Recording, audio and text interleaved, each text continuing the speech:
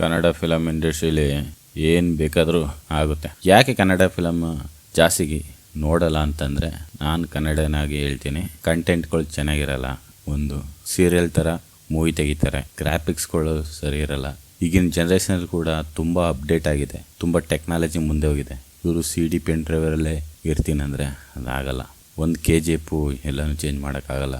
ಆದರೆ ಕನ್ನಡ ಇಂಡಸ್ಟ್ರೀಲಿ ಏನಂದರೆ, ಕನ್ನಡ ಮೂವಿ ನೋಡಬೇಕಂದ್ರೆ ಒಳ್ಳೊಳ್ಳೆ ಕಂಟೆಂಟ್ ಇರಬೇಕು. 1-2 ನಟರು ಅವ್ರನ್ನೇ ನಂಬ್ಕೊಂಡ್ರು ಆಗಲ್ಲ. ಯಾಕಂದರೆ ಒಳ್ಳೊಳ್ಳೆ ಸ್ಟೋರಿಗಳ್ನ ಬಿಲ್ಡ್ ಮಾಡಬೇಕು. ಅಪ್ಪ ಹಾಕಿರೋ ಹಾಲು ಮರನೇ ಅದಕ್ಕೆ ನೇಣಾಕೋಬೇಕಂದ್ರೆ ಆಗಲ್ಲ.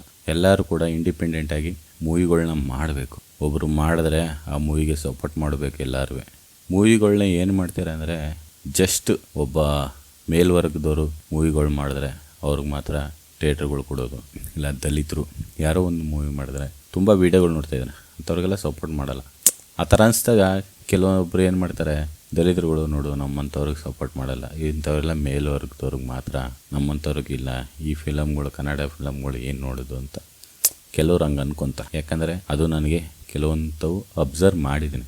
ಈ ಥರ ಎಲ್ಲ ಆಗಬಾರ್ದಂದ್ರೆ ಎಲ್ಲರಿಗೂ ಕೂಡ ಈಕ್ವಾಲಿಟಿಯಾಗಿ ಸಪೋರ್ಟ್ ಮಾಡಬೇಕು. ಒಳ್ಳೊಳ್ಳೆ ಗ್ರಾಫಿಕ್ಸ್ ಮಾಡಬೇಕು, ಒಳ್ಳೊಳ್ಳೆ ಸ್ಟೋರಿ ಮಾಡಬೇಕು.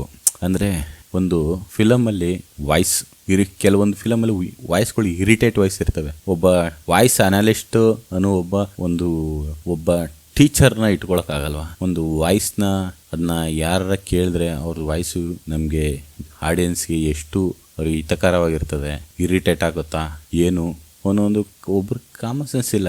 ಕೆಲವೊಂದು ಫಿಲಮ್ಗಳಲ್ಲಿ ಒಂದೊಂದು ವಾಯ್ಸ್ಗಳು ಇರ್ತವೆ, ಅವು ಕೇಳುವ ಇದೇ ಇರಲ್ಲ. ಕನ್ನಡದಲ್ಲಿ ನಾನು ನೋಡಿದ್ದೀನಿ, ತುಂಬ ಮೂವಿಗಳು ನೋಡಿದ್ದೀನಿ. ಮತ್ತು ಕಂಟೆಂಟ್ಗೆ ಒಂದೊಂದು ಲಿಂಕ್ಗಳೇ ಇರಲ್ಲ, ಆ ಥರ ಇರ್ತವೆ. ಸೀರಿಯಲ್ ಥರ ತೆಗಿತಾರೆ. ಇಲ್ಲಿ ಬಿಟ್ಟರೆ ನಮ್ಮ ಸುತ್ತಮುತ್ತ ಆಗೋ ಜಗಳಗಳು, ಅಣ್ಣ ತಮ್ಮದಿರೋ, ಅಕ್ಕ ತಂಗಿರೋ, ರಿಲೇಟಿವು, ಸಣ್ಣ ಪುಟ್ಟ ಬಿಸ್ನೆಸ್ ಜಗಳಗಳು, ಇವೆಲ್ಲ ಡೈಲಿ ನೋಡಿರ್ತಾರೆ. ಎಲ್ಲರೂ ಕೂಡ ನೋಡಿರ್ತಾರೆ. ಯೂಟ್ಯೂಬರ್ಸ್ ಕೂಡ ಈ ಥರ ಮೂವಿಗಳನ್ನ ವೀಡಿಯೋಗಳನ್ನ ಮಾಡ್ತಾರೆ.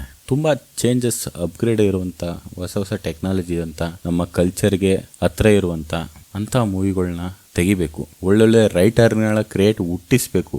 ಒಳ್ಳೊಳ್ಳೆ ಫಿಲಮ್ ಚೇಂಬರ್ ಇರೋರು ಒಂದು ಆಕ್ಷನ್ ತಗೋಬೇಕು. ಕರ್ನಾಟಕದಲ್ಲಿ 100 ಎಕರೆಗೆ ಫಿಲಮ್ ಸಿಟಿ ಮಾಡೋಕ್ಕೆ ಏನು ಕಷ್ಟನಾ ನಿಮಗೆ?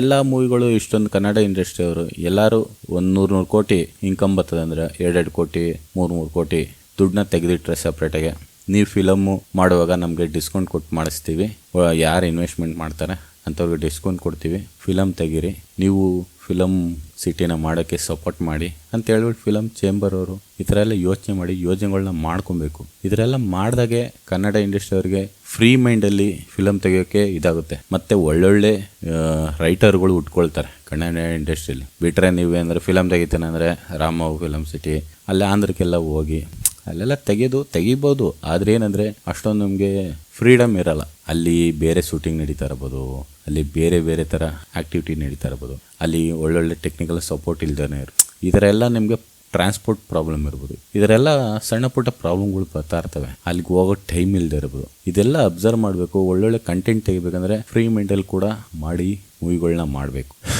ಏನಕ್ಕೆ ಈ ವಿಡಿಯೋ ಮಾಡ್ತಾ ಇರೋದಂದರೆ, ಕೆಲವರು ಇವತ್ತು ಕಲ್ಕಿ ಮೂವಿ ರಿಲೀಸ್ ಆಗಿದಾಗ ಹೇಳಿದ್ರು, ಸೂಪರ್ ಆಗೈತೆ ಕಲ್ಕಿ ಮೂವಿ. ಅದೇ ಥರ ಕನ್ನಡ ಮೂವಿ ಯಾಕೆ ಬೆಳೆಸಲ್ಲ, ಈ ಥರ ಕನ್ನಡ ಮೂವಿ ಯಾಕೆ ನೋಡಲ್ಲ ಕನ್ನಡಿಗರು ಅಂತ ಹೇಳ್ತಾರೆ. ಏನಕ್ಕೆ ನೋಡಲ್ಲ ಅಂದರೆ, ನಿಮ್ಗೆ ಅಪ್ಗ್ರೇಡ್ ಇಲ್ಲ.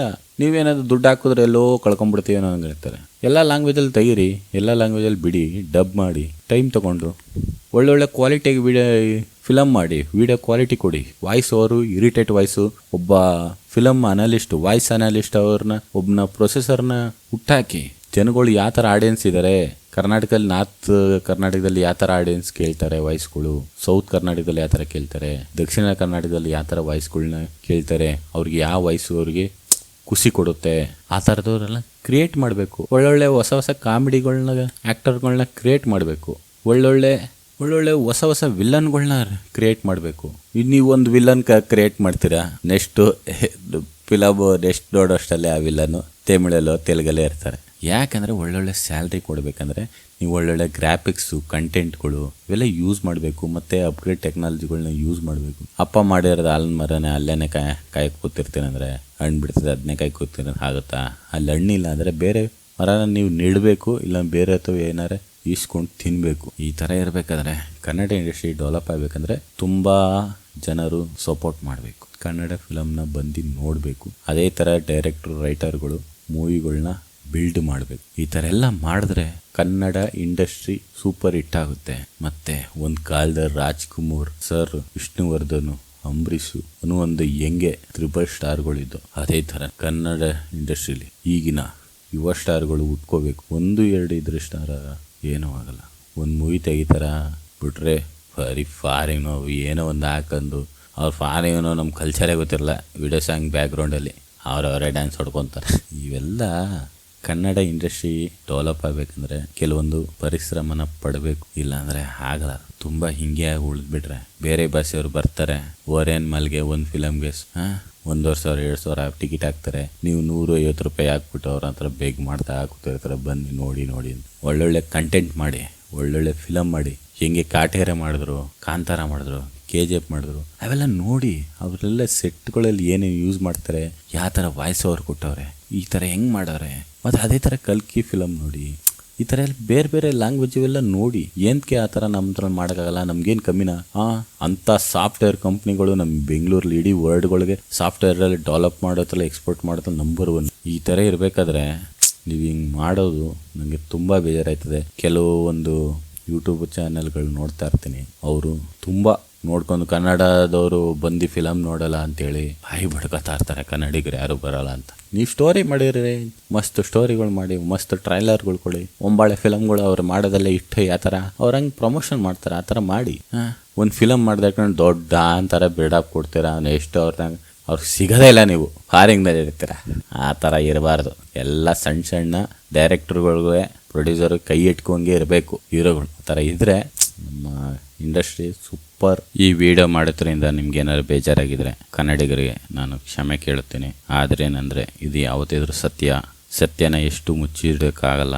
ನಮಗಾಗುವಂಥ ಒಳಗೆ ಮನಸ್ಸಿನಲ್ಲಿ ಇರುವಂಥ ಒಂದು ನಿಜ, ಅದನ್ನ ಎಲ್ಲರೂ ಕೂಡ ಅಕ್ಸೆಪ್ಟ್ ಮಾಡಿ ಚೇಂಜಸ್ ಆಗೋದನ್ನ ನೋಡಬೇಕಂತ ಕೇಳ್ಕೊಳ್ತೀನಿ. Bye. Thank you friends. Video ನೋಡಿದ್ದಕ್ಕೆ ಲೈಕ್, ಶೇರ್ ಮಾಡಿ, ಎಲ್ಲರಿಗೂ ಇನ್ಫಾರ್ಮೇಷನ್ ತಿಳಿಲಿ.